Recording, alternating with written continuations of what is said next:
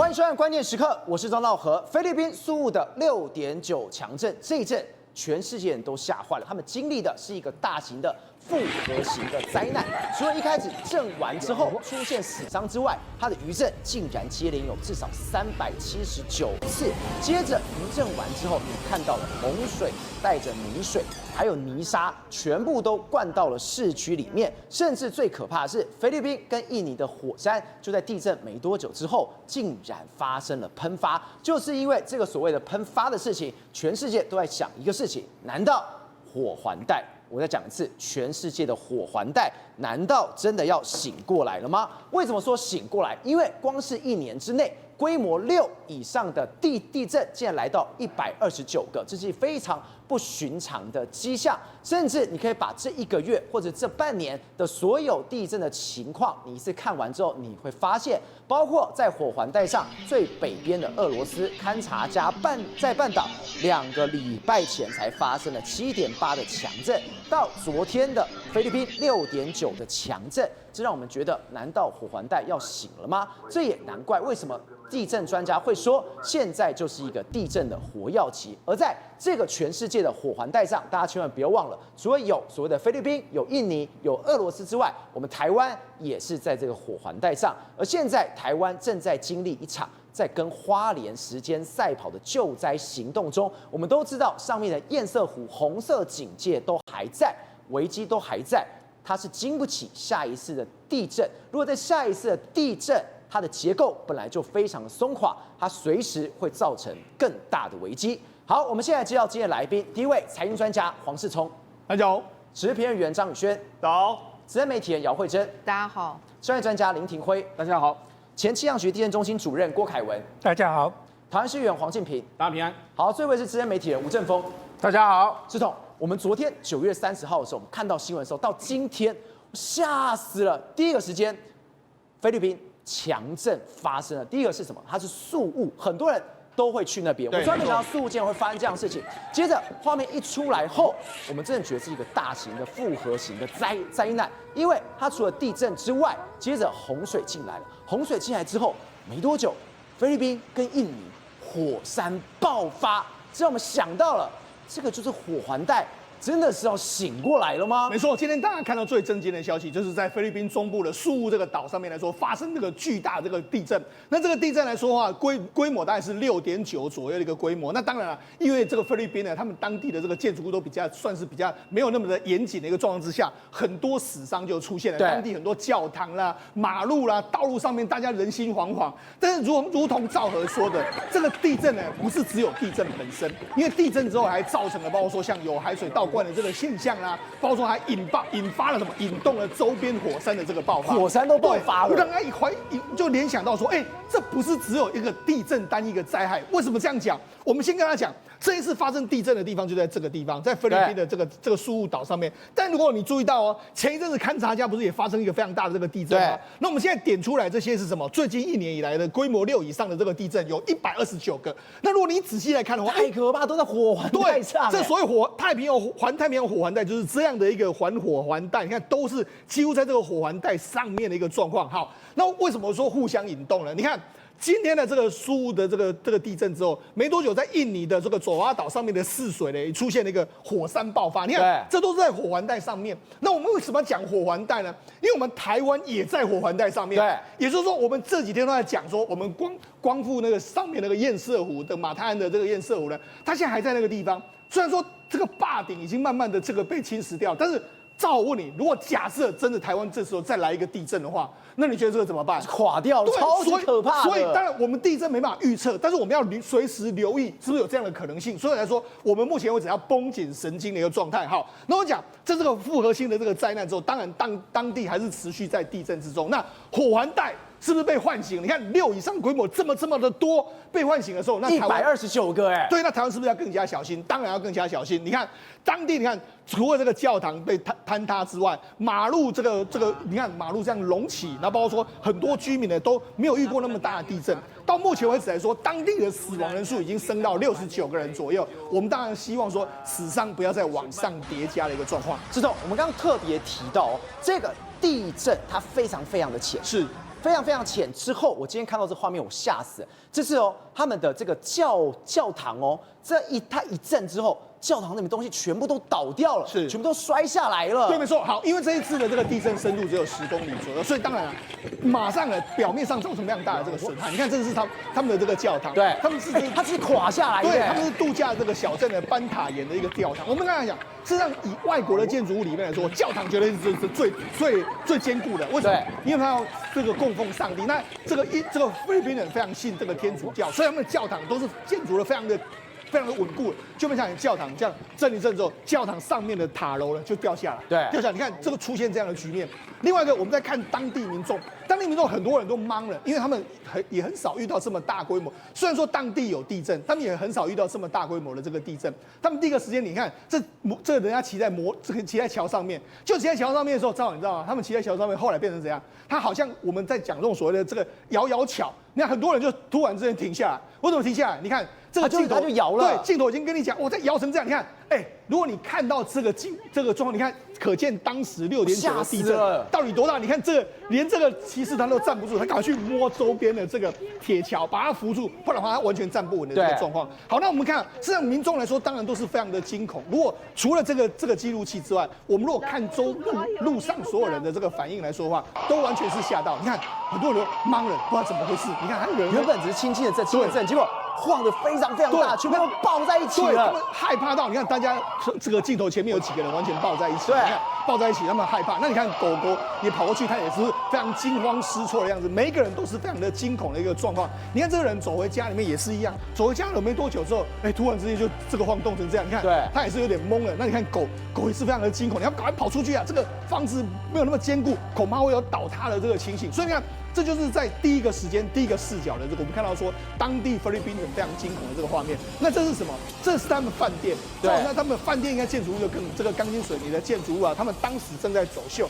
在走秀的时候就没想到，突然之间，这个原本是非常优雅的画面，突然之间因为地震的关系，大家完全吓傻。你看这个女生赶快跑啊，跳到这个，你看上面上面有那个灯光反射的，对吧？你看完全摇得非常厉害。所以你要第一个时间的确，它至少这个地震来说，摇了大概约莫是40秒左右。我们可以看到刚才那个跨海大桥摇了，你就知道说这个非常非常惊恐。好，那除了我们看到饭店，还有包括跨海大桥这个画面之外，另外一个就是因为菲律宾人很喜欢打篮球，因为他们被美国殖民的关系，他们菲律宾的打篮球也是相当厉害，在亚洲也是数一数二。那他们在看那个篮球赛的时候，一开始大家都很开心，可是看到之后完全变掉。为什么？因为突然之间地震了，因为他们又在室内，而且没多久这个电就没了，电都没，他们更慌张，时有时没有，然后很慌张，赶快完全往外跑的一个状况。那你知道，事实上幸好了，这些所谓比较大的这个建筑物来说话，都是比较没有问题的。但是周边有很多比较这个耐震力没那么好的建筑物，就完全出现一个倒塌的这个状况。而且你看到刚刚我们看到，竟然出现了5名的遇难者，其中还有消防人员，对，还有3名是海岸防卫队的队员，对，没错，他就跟台湾的海巡队员一样，是。结果他们只是去打篮球，对，就被压死了。这是什么？这是麦当劳。对，我们那类似 drive-thru 的麦当劳，这个菲律宾的麦当劳，就没想到，你看菲律宾这个2层楼的麦当劳几乎被震到体无完肤，它也垮了。对，你看这个重要的这个梁柱都已经完全垮了，这个可能之后也没办法再重建的一个状况。那当然，菲律宾人呢，除了喜欢这个打篮球之外，他们喜欢去逛购物中心，所以在宿务也有非常多知名的购物中心。对，购物中心里面来说的话，也是一片的非常的这个残破的这个样子。这个柜子它连上面的钢架对都直接掉下来，没错，它一摇之后整个都碎掉了。柜子连上面，你看到这个画面，对。它是整个塌陷的，上面的轻钢架或者上面的天花板油都掉下来，对，那整个管线都完全裸露，那旁边的这个所谓柜台的这个铁架啊、玻璃啊，完全都是乱成一片的一个局面。好，那除了我们购物中心麦当劳之外，还有他们很多人会去度假，因为我们知道台湾人也非常多人喜欢到宿务去度假，那这是在宿务市的这个海湾饭店。地震之后呢，你看，因为这个地层挤压的关系，它这个地震的这个所谓这个地上的这个瓷砖居然完全就碎掉。对，所以呢，这就是地层这样互相挤压之后，导致下面的这个所谓这个瓷砖完全都碎裂掉的一个状况。那甚至连当地的这个博哥市的市政府，你看这是那 Bogor City Hall， 对，就是他们的这个市政府。所以它除了麦当劳之外，它除了购物中心，甚至海湾饭店。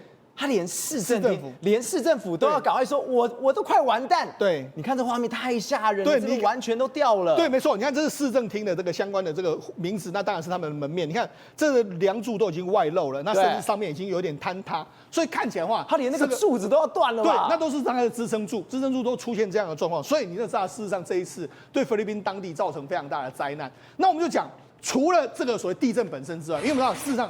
地震之后往往会伴随什么火灾？对，因为很多人那时候在用火电嘛，然后你没想到，可能瓦斯没关或是怎样。你看这购物中心就出现这个失火的这个状况，所以地震伴随着失火。譬如说，我们知道日本的这个关东大地震，死伤人数最惨，其实是因为被火烧死，那一模一样。那除了这个之外来说，因为我们知道地震会导致什么？会有洪水。不是，这太可怕了！火警完之后，不到1个小时。水就淹进家里了，是没错，一下火一下水，这是什么地方啊？当然因为地震造成了这个海水的，那也有当地刚好这时候也在下雨，所以那个水就来了。好了，我们就讲，除了这个，我们它会引动什么？引动火山嘛，因为地震来说，当然是地底能量的释放，所以我们周边菲律宾的火山也出现这个喷发，你看。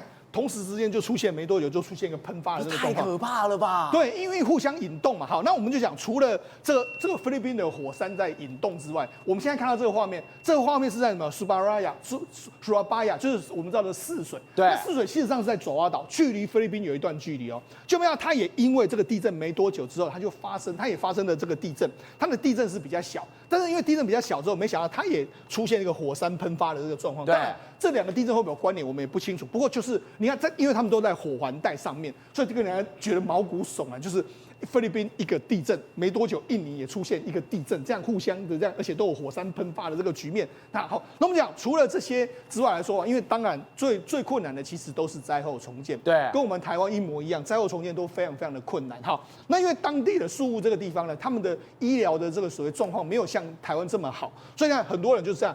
可能受伤了呢，他们就只能够躺在床上。那躺在床上的话，就是因为医院他们也怕医院会，他们完全都在户外区域，他就只给你一张床，一张床之后伤者是在上面，是因为医院里面整个爆掉了。对，除了医院爆掉之后，他们也很怕医院会有倒闭的可能性嘛，所以就把这个病人都完全移到户外。那我就讲，因为当地还在一个下雨，所以他们其实待在户外也非常的辛苦。好，那么整个医院塞爆了这个局面。那当然，因为很多人还是不幸在这一次事件里面往生了啦，所以他们现在医院呢也没有多，因为现在其实有缺电。为什么？因为第一个时间地震之后呢，很多电力系统受到破坏，所以他们现在没办法把这个死者呢弄到这个太平间去冰冻起来，所以怎么办呢？他们现在只能够把它摆在户外。你看，摆在户外，这都是一个不幸罹难的这个往生者在这边。那当然，他们还要进行这个罹难者的这个身家调查，或者说身份比对等等一个状况。好，那除了这些所谓的惨状之外，现在当地的交通也有点受阻的这个状况。因为为什么？因为事实上原本宿务它就是一个观光胜地，那观光胜地来说的话，它的交通建设其实就是环着岛这样做嘛，就没想到呢，你看最近这次地震，所以它的这一些路都直接翘了起来，不然就是整个裂掉了。对。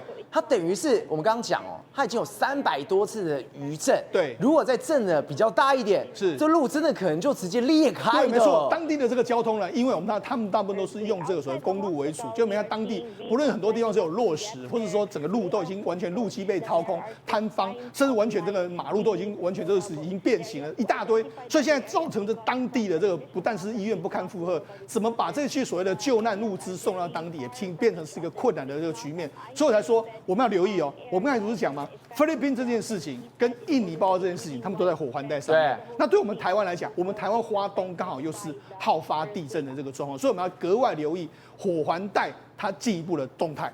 宇轩，这一次菲律宾的强震完之后，大家很怕，为什么？我刚刚一直讲火环带上面有台湾，而大家更在意的是什么？最近真的不寻常啊！为什么不太寻常？你光是上个月9月份就1个月的时间，竟然有10起。规模6以上的强震来发生，这个过去有很多的专家这样看起来发现，完蛋了，因为全球的地震已经进入到一个火药期上面去了。造出大事了，为什么？因为大家觉得说这不寻常。以前地震专家在观测的时候，很少会观测到这个现象，说光是一个9月份，而且还不是单一的地点，是全世界各地。你有没有仔细注意到，从阿富汗这边所谓的新都库什山脉，以及到菲律宾雷伊泰岛。一个在什么9月1号，对，一个在9月30号，对。但这个期间总共高达10起，而且你看印尼的巴布亚，还有俄罗斯的堪察加半岛，以及到呢巴布亚纽几内亚这个爱尔兰区域，你有没有发现一个状况？它不是单一的板块，对它等于说全世界各地各个板块都突然间发生这个叫做规模6.0以上的地震，而且特别是堪察加半岛这边，所以我们刚刚在讲的是火环带，结果现在发现是除了火环带之外，其他的地方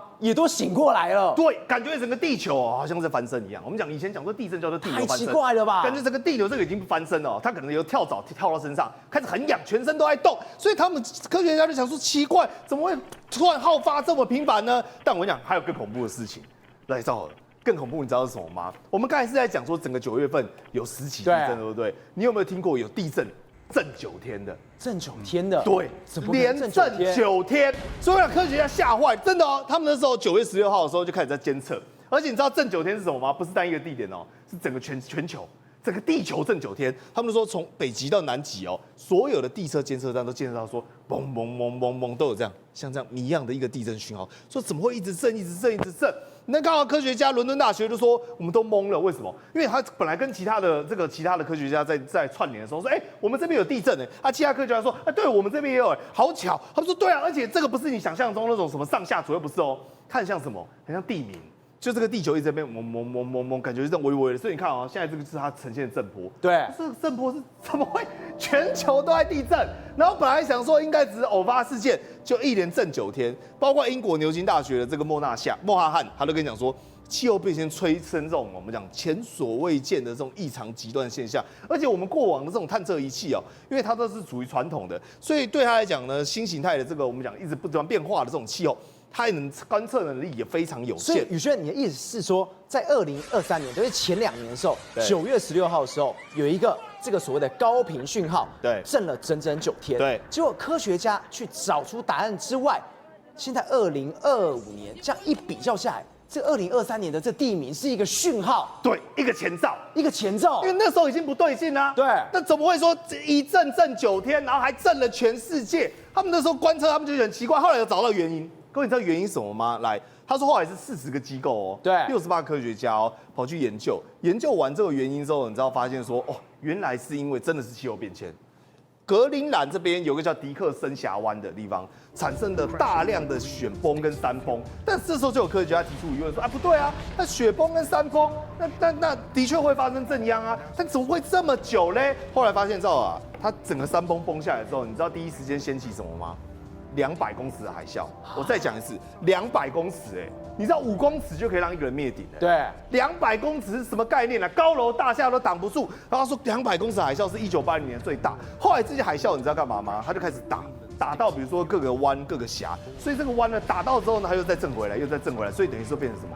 变成是这种我们讲的共伴效应，变成说我这边震到这边，然后这边再弹回来，这边再弹回来，然后这样一路弹了9天。所以地名完之后，全世界都变了一个样了。对，你知道吗？就是他们就后来去研究，发现说，的确真的是因为这个，可他们还是很难以想象说，那怎么会这个冰块融化有这么严重呢？所以这时候你再回来看这一次的我们讲的地震，为什么大家呢每个人都战战兢兢的？因为这一次俄罗斯的也8.8对，8.8级的强震所以大概是8000颗原子弹。那你现在看到的画面是什么呢？就是当地的地震，以及呢它后续的余震，分别有8.8、6.9、6.3、5.4、5.7、5.6，吓死了。所以你知道在俄罗斯当地那时候整个房屋比如说你想想，这是它的室内。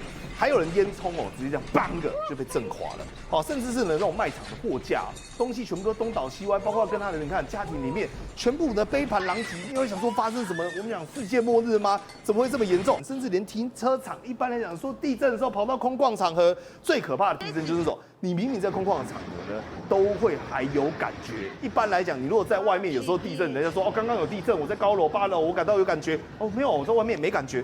但是你知道吗？你如果从整个宏观的视角来去看这件事情你就会发现为什么我们要举刚刚这个我们讲2023年那个案例？对，因为堪察斯半岛发生地震之后，你知道吗？首当其冲的反而不是那个震央，反而是海啸所及范围之内可能会导致的冲击。比如说，他们邻近地区在这个海啸冲击的这个上港区有一个街道。有一个小镇里面还有幼儿园，所以你知道发生什么状况吗？这个小镇2400名的小镇来直接被淹没了。整个全部都沉在海水里面，所以从空拍画面看，你根本看不到这个小镇。但是呢，有没有人员伤亡？我跟各位报告哈，没有。所以代表俄罗斯在第一时间呢就把这2400名给撤离掉，等于说地震发生，海啸来了。他们顺利撤离，那为什么我要特别讲这段的少文？你知道为什么吗？为什么？因为人家至少大概1个小时之内就撤离完2400人哈。那我也不跟起，我也不知道为什么你撤离不了人。好，来再来第二件事情，俄罗斯海啸8.8地震呢，一样哈，当地居民因为它是一样海啸整个这样瞬间过来，对不对？所以它原本那边有一个鱼类加工厂，就这个加工厂瞬间就这样直接被这个海水给淹没，甚至是呢一路还打到日本去，连日本的这个地方有这种小路什么的都要赶紧的在第一时间赶紧撤离。所以你想想看，俄罗斯发生8.8，但是包括加州，包括我们讲它的当地，甚至到日本以及全球，它都会造成连带性的波动性的影响跟破坏。所以对我们来讲，整个地球如果出灾难，没有人呢是幸免，大家都是一家人。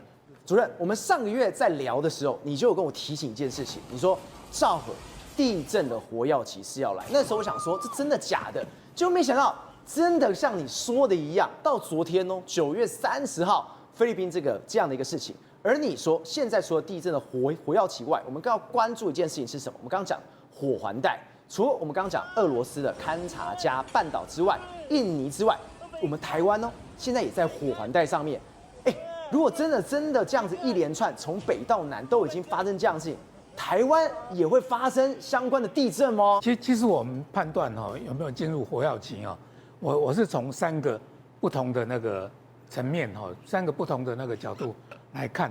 第一个我从规模8的，对，那我们规模8，我们是经历一个将近4年的瓶颈期，就是4年完全都没有规模8的。那今年开始规模8，那美国地质调查所从1900年开始观察，总共有100个规模8的，那差不多450天会出现一个规模8，大概1年有3个月会出现一个，但是它也不是很平均。像我们刚刚经历的4年没有规模8的，但是有时候它不是很平均，它是有时候1年会有4个规模8的，所以就是有瓶颈期跟活跃期就很明显。对，那我们现在那个8.8的来了嘛，所以那个瓶颈期那个好日子已经结束了，已经没了，也没了。所以今年7月那个20号那个勘察加那个8.8，就开始了。那其实它那个8.8一旦出现以后，那个1年内可能会接二连三的来。真的假的？你说8.8完之后，你说今年可能会今年8可能还不止一个啦，就是说那个可能至少那个明年都还会有。对，嘿，好，那这是从规模8的。那如果说规模7的那个我们那个今年就是最近1年有14个。对，那你知道这14个是怎么分布的吗？怎么分布？我们把它分成4季就是说去年因为今天刚好10月1号嘛，刚好第4季，就去年的那个第4季有2个，然后那个今年反正就是前3季那个加起来有7个。对，那今年2025年的第3季那个也有7个，就是一季7个刚好就是抵那个前面9个月。对，所以你光是一季就可以抵前面的对几个月了。对，所以你说有没有进入活跃期嘛？就是说3个月发生7个规模7的，那前面9个月对发生7个规模7的，这个规模7的那个去年那个2024年总共10个，那2025年那个第一季有2个嘛，然后那个在那个第2季有3个，所以前面就是去年的第4季就223嘛，合起来7个，那个今年从那个7月开始，从勘察加那边就是也有7个，总共是14个。对，嘿，主任对，你可以继续。所以那我们从规模6的来看那个下一页，好，那个你说那个129个对，可能一般人对129个没有什么印象。去年规模6的是100个，去年就是2024年一整年是那个100个，那我们还是分4个季来看去年的那个第4季是22个，那今年的那个第一季也是22个了然后那个第2季就变成35个，对，因为我说那个我们地球醒了，那就是3月28还是算第一季，那个缅甸地震嘛，对，那所以把地球敲醒了。那地球敲醒了以后，我们第二季就35个。那其实35个哈，你一季35个乘以4就140个，这个是正常的数字哦。就是说一季35个是算正常。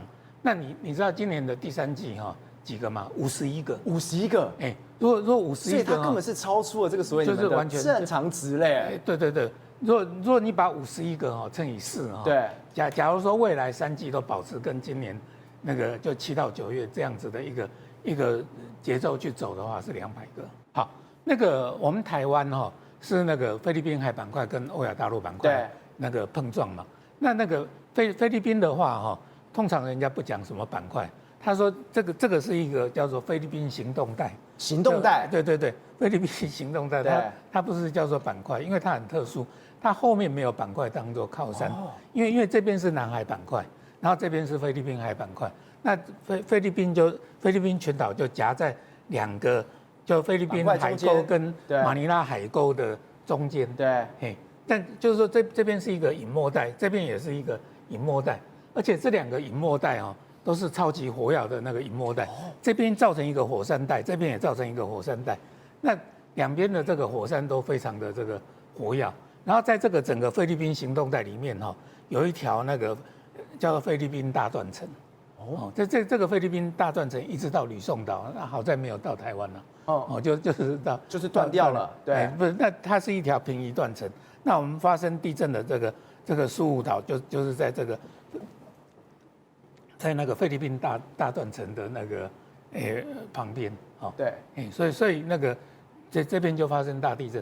那这边发生这个大地震哦，那个不会影响到台湾。第一个就是说震央的位置哦，距离台湾有超过那个大概1200多公里了。对，就是距离比较远。哦，然后那个第二个这一条断层哦，到那个吕宋岛为止，就是说对，就主任，那我们想要问的是说，的确现在菲律宾发生地震之后，像你刚刚讲。宏观取材，厘清真相，犀利精准，深入剖析，时刻掌握关键新闻时事，不漏接。老时段，新气象，我是钟浩和，关键时刻2.0，全新出击。